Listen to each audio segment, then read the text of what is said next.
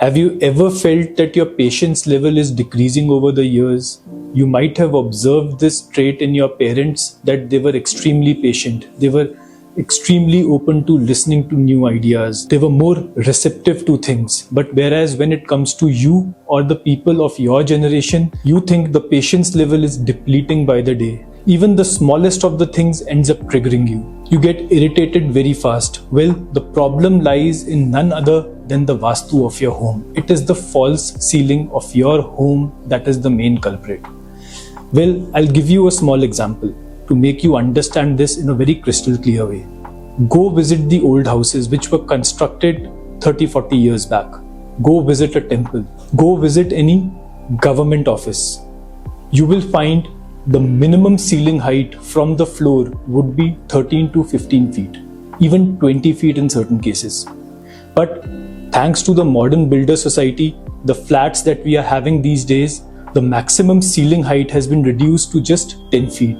And now if you add a false ceiling to it, it gets reduced by further 1 feet because they need to cover up all the wires, all the pipes that are hanging around from the top of the roof. So this is the main reason that your patience level, your ability to accept things, absorb things gets depleted. Because the lower the height of your false ceiling, the worse it is for your acceptability, the worse it is for your ability to accept things in an open-minded way.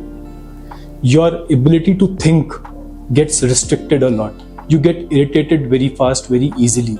You develop those argumentative nature in you over a period of time, and that is the main culprit. So it is very important for you all to stay in a house which has a higher false ceiling. It is very important for the relationship point of view, for you as an individual, as a person to grow, to ideate, to flourish in life. Now, since we are on the subject of false ceiling, I will also mention it is very essential to keep the false ceiling color very soothing. Absolutely light colors are recommended for a false ceiling. And particularly never use a blue color in the false ceiling. It would absolutely uproot you. It is not recommended at all. Of all the colors, you should definitely avoid black and blue. Another very important thing that you should remember while designing a false ceiling is it should not have very much curves and cuts into it. It should be plain, it should be flat. The flatter, plain and simpler it is, the better it is for your life. The moment you give those fancy designs into those false ceiling, you are more inclined to developing diseases like diabetes, mental disorders, depression.